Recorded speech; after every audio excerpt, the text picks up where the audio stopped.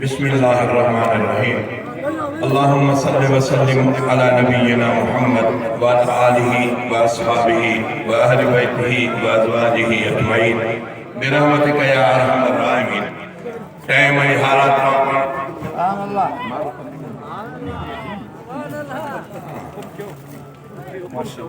Time तमाम मुख्तसर सच इहो आहे त जंहिंजा थोरो साथ हुजे ऐं पोइ वरी को ॿियो विच में अचे माण्हू चवंदा पर छॾियो थोरे साथ राया जो हम सभई मां इत्तिफ़ा हिकु शेर ते कंदुसि थोरो तव्हांजो तवजो। कभी ख़त्म नुबुवत जी हिफ़ाज़त वाइदो आहे, कभी ख़त्म नुबुवत जी हिफ़ाज़त वाइदो आहे, मरण ताईं कभी अहिड़ी इबादत वाइदो आहे, मरण ताईं कभी अहिड़ी इबादत वाइदो आहे। अगर कूड़ी नुबुवत जी कंदड़ दावा अॻियां आयो,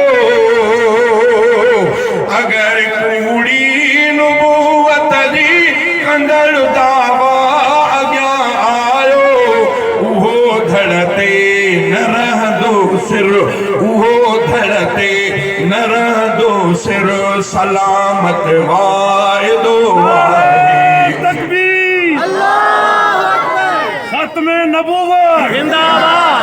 उहो धड़ ते न रहंदो सिर, सलामत वाइदो आहे। कभी ख़त्म नुबुवत जी हिफ़ाज़त वाइदो आहे। अगर सियासत जे सियाणप सां हरफ आयो नुबुवत ते, अगर सियासत जे सियाणप सां हरफ आयो नुबुवत ते, असां बर्पा कंदासीं पोइ बग़ावत वाइदो आहे, असां बर्पा कंदासीं पोइ बग़ावत वाइदो आहे। मरण ताईं कभी अहिड़ी इबादत वाइदो आहे।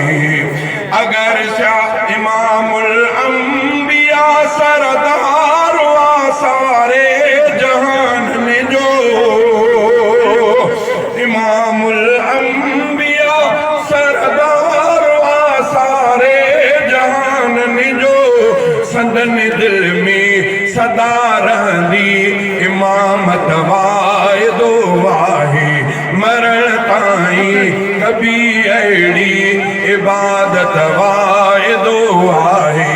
मुहम्मद जे नुबुवत ते अगर हमला रहा जारी, मुहम्मद जे नुबुवत ते अगर हमला रहा जारी, शरारत सां विढ़ी पवंदी शराफत वाइदो आहे, शरारत सां विढ़ी पवंदी शराफत वाइदो आहे। कभी ख़त्म नुबुवत जी हिफ़ाज़त वाइदो आहे।